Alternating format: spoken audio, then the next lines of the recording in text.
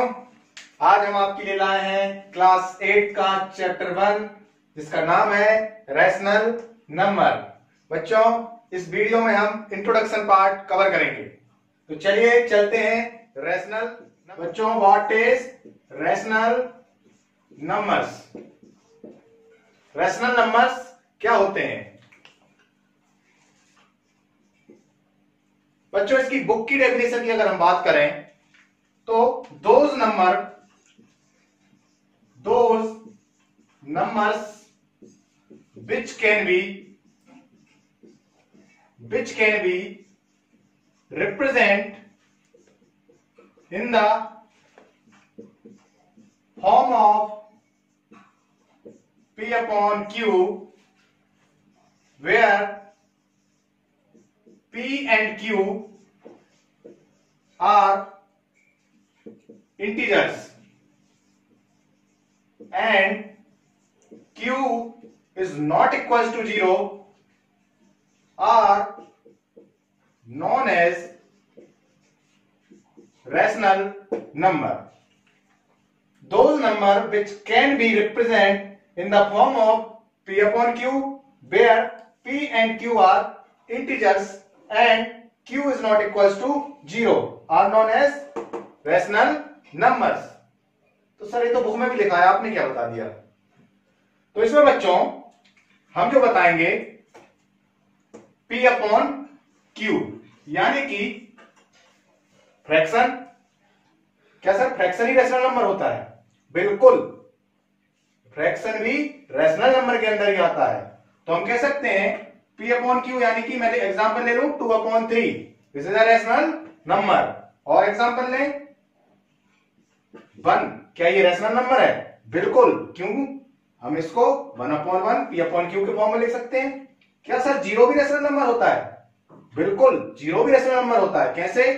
हम इसे भी 0/1 या 0/2 कुछ भी लिख सकते हैं, तो ये भी एक रैशनल नंबर है।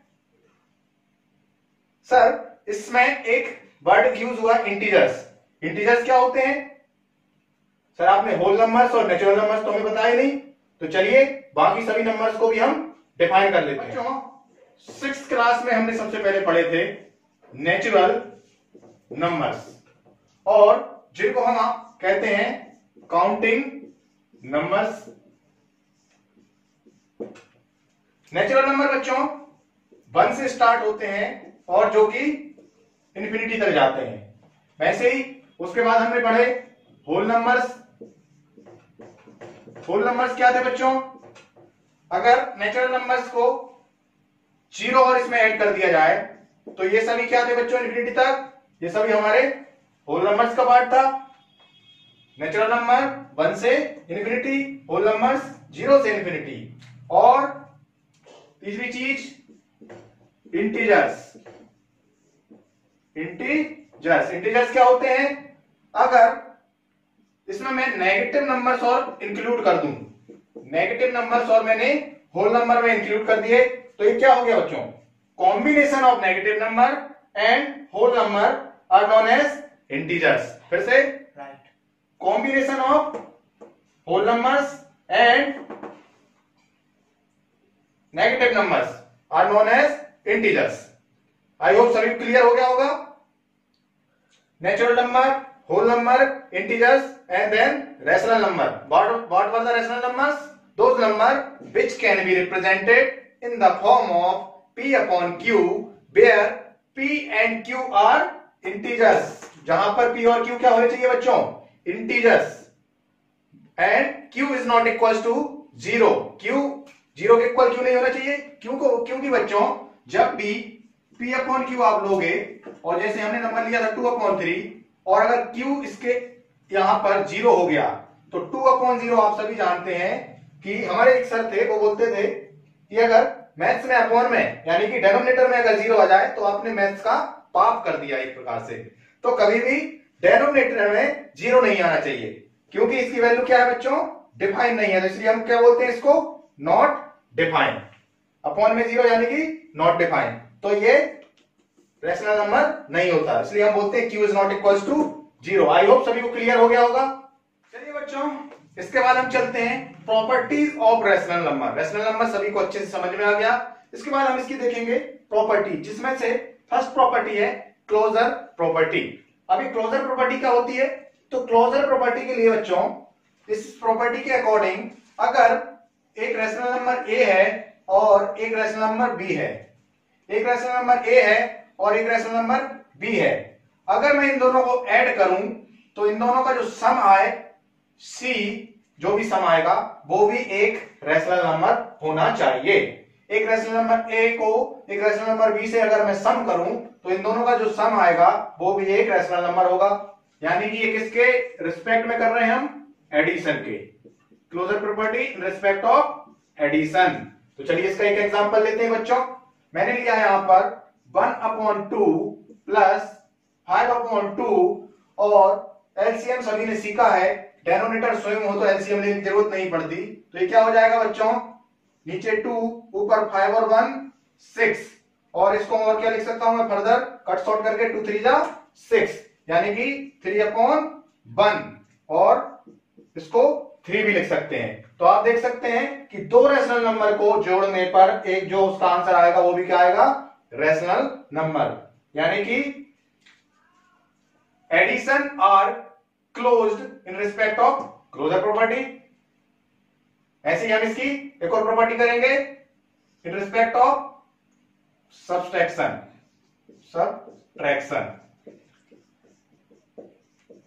सब्सट्रैक्शन क्या होगा बच्चों? जैसे हमने एडिशन किया बिल्कुल वैसे ही सब्सट्रैक्शन होगा। यानी कि a माइनस बी करने पर जो थर्ड नंबर आएगा वो रैशनल नंबर होना चाहिए। ए एक रैशनल नंबर, बी एक रैशनल नंबर। अगर रैशनल नंबर से रैशनल नंबर को माइनस किया जाए तो उसका आंसर भी रैशनल नंबर आना चाहिए। चलिए देखते हैं, सेम एग्जांपल लेते हैं। 1/2 माइनस 5/2, माइनस करने पे क्या आएगा बच्चों? नीचे 2, 5 - 1 यहां 4, बड़ी जेड का साइन माइनस 4/2। इसको फर्दर सॉल्व करेंगे तो -2, और हमें मालूम है कि all integers are rational number. -2 भी रैशनल नंबर है क्योंकि इसके अपॉन में 1, और ये देखिए p/q के फॉर्म में जो भी नंबर होता है उसको हम क्या बोलते हैं? Rational number. यानी कि ये प्रॉपर्टी भी बिल्कुल सही है। और इसी की तरह हम चलते हैं नेक्स्ट प्रॉपर्टी, जो कि होगी हमारी मल्टीप्लीकेशन के लिए। इसी प्रॉपर्टी को हम किसमें देखेंगे? मल्टीप्लीकेशन में देखेंगे। तो देखिए जरा, मल्टीप्लीकेशन में क्लोजर प्रॉपर्टी क्या होगी कि a into B equals to सी।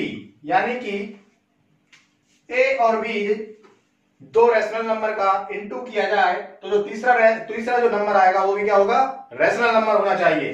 तो a मैंने सेम एग्जांपल 1/2, b की जगह 5/2, तो ये क्या हो जाएगा? 5 बन जा 5 और नीचे 2 2 जा 4। तो ये भी क्या है बच्चों? 5/4 p/q के फॉर्म में है, तो ये भी क्या है? ये भी रैशनल नंबर है। तो यानी कि ये प्रॉपर्टी भी बिल्कुल राइट है। इसके बाद क्लोजर प्रॉपर्टी का फोर्थ फॉर्म जो कि डिवीजन के लिए। तो डिवीजन के लिए इसको देख लेते हैं बच्चों। डिवीजन में क्या होगा? ए को डिवाइड करेंगे हम बी से, तो थर्ड जो नंबर आएगा सी वो क्या होगा? इसके सॉरी ए जो नंबर होगा, बी जो नंबर होगा, इन दोनों रैशनल नंबर से तीसरा भी रैशनल नंबर आना चाहिए। तो देखते हैं जरा, सेम एग्जांपल 1/2 डिवाइडेड बाय 5/2। जरा देखो, 7th क्लास में हमने सीखा है कि डिवाइड को अगर मैं इनटू में चेंज कर दूं तो जो आगे वाला नंबर है वो किसमें? रेसिप्रोकल में चेंज हो जाता है। तो 5/2 का रेसिप्रोकल क्या होगा बच्चों? 2/5। ये 2 से 2 कैंसिल, बचा क्या है यहां पर? 1/5। तो ये भी क्या है? रैशनल नंबर है। लेकिन ये प्रॉपर्टी सही नहीं है। क्यों? हमने अभी देखा था कि डिवाइड करते टाइम कभी भी अपॉन में 0 नहीं आना चाहिए। अब एग्जांपल हमने ये नंबर लिया, कहीं हम b की जगह ले लेते 0, तो ये क्या क्वेश्चन बन जाता? 1/2 डिवाइडेड बाय 0, और ये हो जाता नॉट डिफाइंड। यानी कि ये प्रॉपर्टी सही नहीं है। हमेशा डिवाइड करने पर हमें रैशनल नंबर नहीं मिलेगा। तो इससे हमने क्या सीखा? क्लोजर प्रॉपर्टी में एडिशन सही है, सब्सट्रैक्शन में भी सही है, मल्टीप्लिकेशन में भी सही है, लेकिन डिवीजन में ये प्रॉपर्टी सही नहीं है। अब इसके बाद देखते हैं बच्चों हम नेक्स्ट प्रॉपर्टी, जो कि है हमारी कम्यूटेटिव प्रॉपर्टी। बच्चों रैशनल नंबर के इंट्रोडक्शन में सेकंड प्रॉपर्टी पर चलते हैं, जिसका नेम है कम्यूटेटिव प्रॉपर्टी। कम्यूटेटिव प्रॉपर्टी क्या कहती है बच्चों? अगर दो रैशनल नंबर्स को ऐड किया जाए और उसके बाद में जो नंबर लिया था उसको पहले लेकर फिर से ऐड किया जाए, तो उन दोनों का जो सम होगा वो इक्वल होगा। ये किसके रिस्पेक्ट में है? ये है एडिशन के रिस्पेक्ट में, कम्यूटेटिव प्रॉपर्टी इन एडिशन। तो देखते हैं जरा, a plus B equals to B plus ए।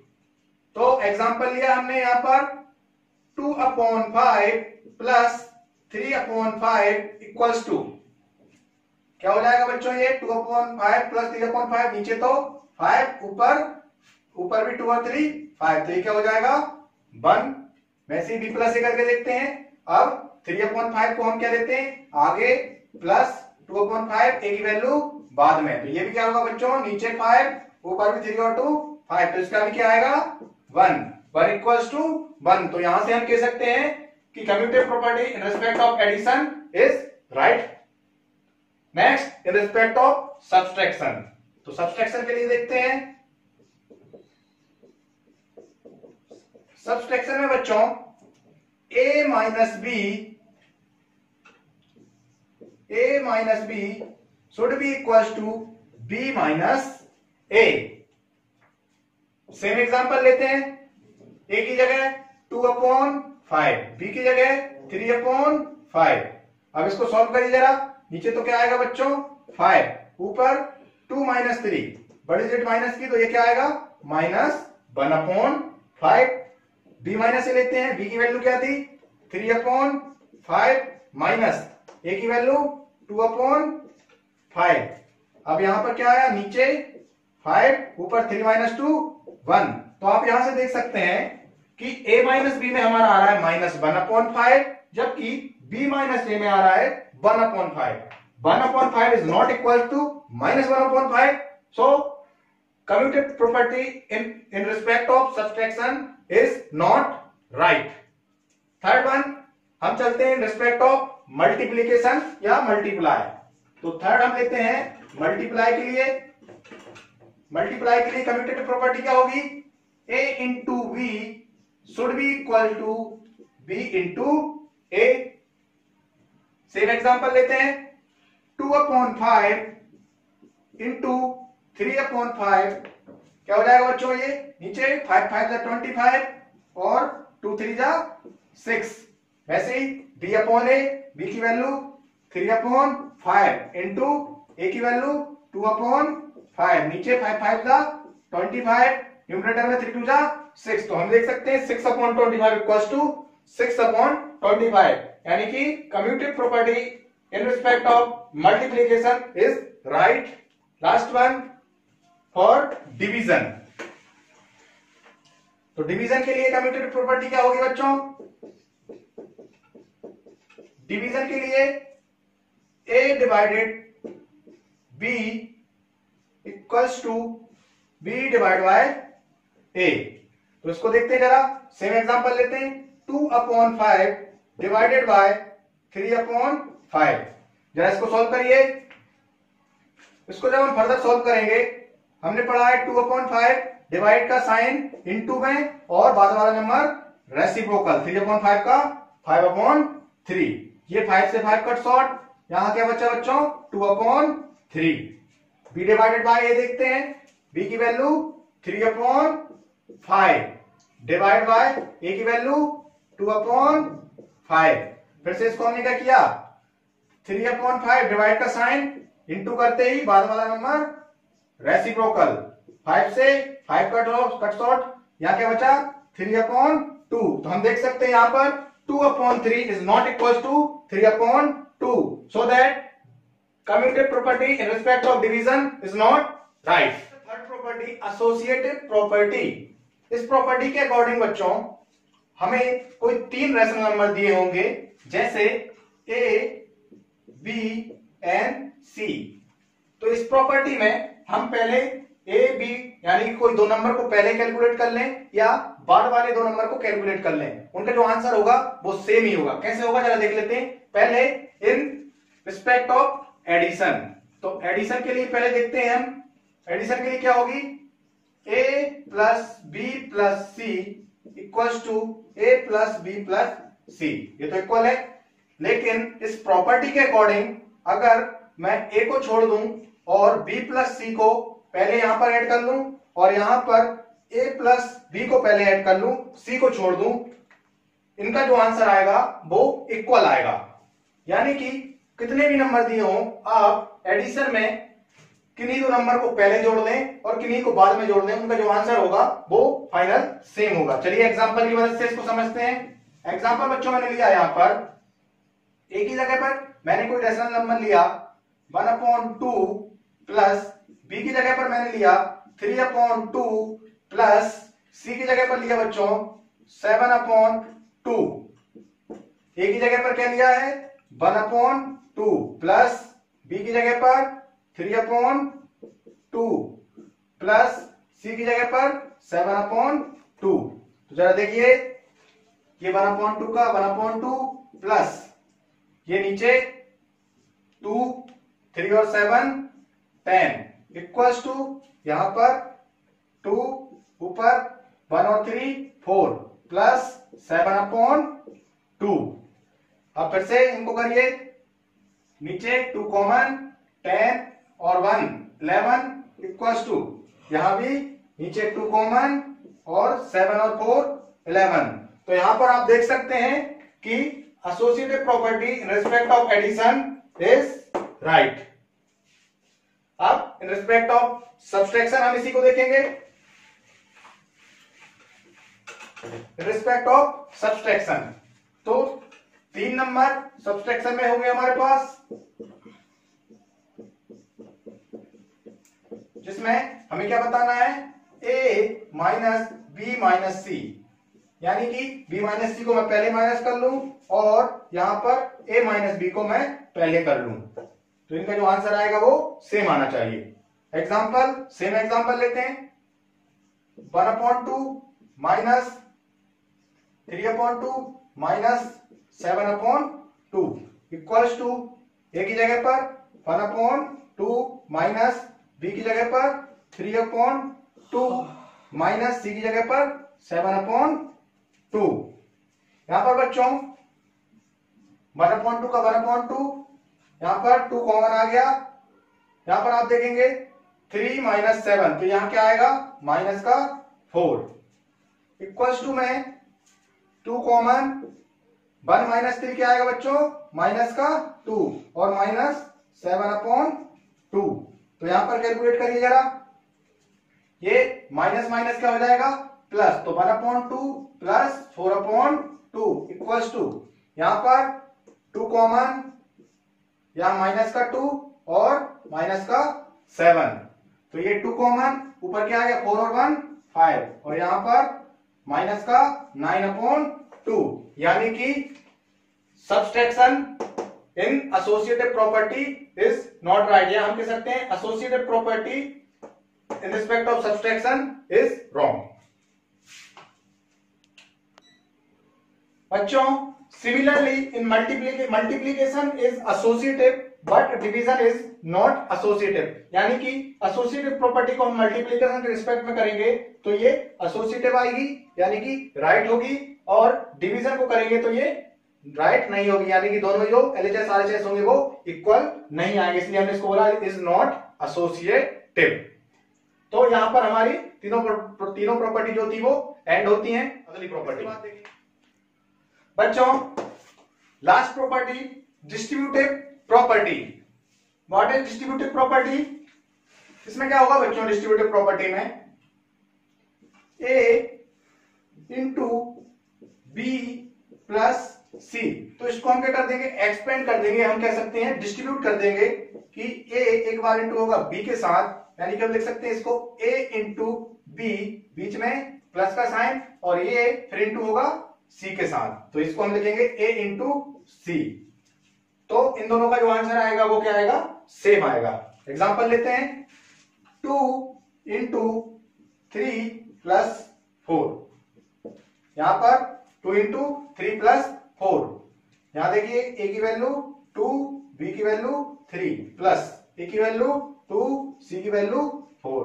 जरा देखिए 2 इंटू 3 और प्लस 4 7, यानी कि ये 14 इक्वल्स टू में 2 3 जा 6 प्लस 2 4 जा 8 और यहां भी क्या आया 14। तो हम यहां से देख सकते हैं डिस्ट्रीब्यूटिव प्रॉपर्टी। बच्चों प्रॉपर्टीज के बाद अब हम देखते हैं very important topic additive inverse. Additive inverse क्या होता है बच्चों, हमको जब क्वेश्चन पूछा जाएगा right the additive numbers of this number, like 2/3 का एडिटिव इनवर्स लिखिए, तो हमें क्या करना है, अगर ये पॉजिटिव है तो हमें माइनस का साइन लगाकर 2/3 लिख देना है।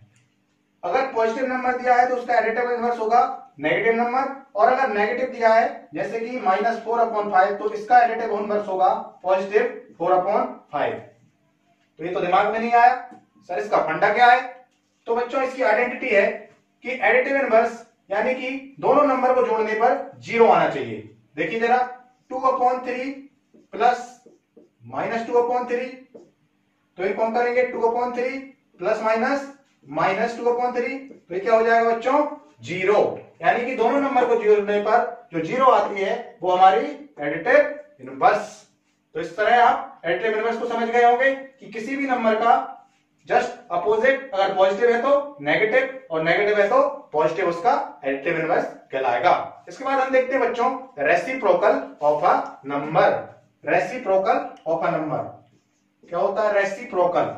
रेसिप्रोकल बच्चों अभी हमने यूज किया बीच में, रेसिप्रोकल यानी कि आपको P/Q दिया हुआ है तो इसका रेसिप्रोकल क्या हो जाएगा बच्चों Q/P, या 4/5 का रेसिप्रोकल 5/4। बहुत ही इजी है, पहले भी हम इसको पढ़ के। बच्चों आप मुझे रेसिप्रोकल ऑफ 2 बताइए क्या होगा। सर ये तो एक ही डिजिट है, इसको कैसे उल्टा करें, उल्टा जेड बन जाएगा ये तो उल्टा जेड नहीं बनाना है। देखिए 2 को हम रेशनल नंबर में क्या लिख सकते हैं 2/1, तो इसका रेसिप्रोकल क्या होगा 1/2। बताइए 1 का क्या होगा, बहुत क्वेश्चन पूछा जाता है ये 1 का रेसिप्रोकल। 1 का बच्चों 1 ही होता है, वैसे ही -1 का -1 होता है। 0 का रेसिप्रोकल 0/1, तो इसका रेसिप्रोकल क्या होगा 1/0। Is it possible, no, is it not possible. 1/0 हमने क्या पढ़ा था, डेनोमिनेटर में कभी भी 0 नहीं लाना है, तो 0 का कोई रेसिप्रोकल नहीं होता है। बच्चों मल्टीप्लिकेटिव इनवर्स के बारे में और थोड़ा जान लेते हैं। मल्टीप्लिकेटिव इनवर्स, जैसे हमको नंबर दिया है 2/3, तो हमें एक ऐसा नंबर लेना है जिसको मल्टीप्लाई करने पर हमें आंसर 1 मिलना चाहिए। तो आप देखिए इसका जस्ट अपोजिट अगर मैं कर लूं, जिसको हम रेसिप्रोकल बोलते थे, तो वो क्या हो जाएगा 3/2, और उसके इंटू करने पर ये देखिए 3 से 3 और 2 से 2 यहां पर कट शॉर्ट हो जाएगा, तो हमारे पास क्या बचेगा 1। तो यही होता है मल्टीप्लिकेटिव इनवर्स, एक ऐसा नंबर जिसको मल्टीप्लाई करने पर हमें 1 मिल जाए। तो किसी भी नंबर का जस्ट अपोजिट इंटू करेंगे तो हमें 1 ही मिलेगा। जैसे 1/2 में इसका अपोजिट 2/1 में इंटू करूंगा तो 2 से 2, और यहां पर बचेगा क्या बच्चों 1। तो 1/2 का मल्टीप्लिकेटिव इनवर्स क्या होगा 2/1। एक और देखते हैं 3/4। ब्रो गिव मी अ पेन, सॉरी मार्कर। 3/4, इसका क्या होगा बच्चों 4/3, क्योंकि इसको मल्टीप्लाई करने पर यहां पर क्या बचेगा 1। तो मल्टीप्लिकेटिव इनवर्स भी आपको अच्छी तरीके से समझ में आ गया होगा। तो बच्चों ये था हमारा क्लास 8 का चैप्टर 1 रैशनल नंबर, जिसमें हमने इंट्रोडक्शन पार्ट को कवर किया। इंट्रोडक्शन पार्ट यानी कि वो है सब टॉपिक जो कि आपको आने वाली एक्सरसाइज में, जहां से आपको क्वेश्चन में ये सब यूज होंगे। तो आपको क्या करना है बच्चों, इन सब टॉपिक्स को अच्छे से प्रिपेयर करना है, और अगर आपको ये सब कुछ अच्छे से समझ में आया है तो क्या करना है, वीडियो को लाइक करना है, सब्सक्राइब करना है चैनल को, और अपने दोस्तों के साथ इसको शेयर करना है। Thanks for watching. Next video में बच्चों हम डिस्कस करेंगे एक्सरसाइज 1.1।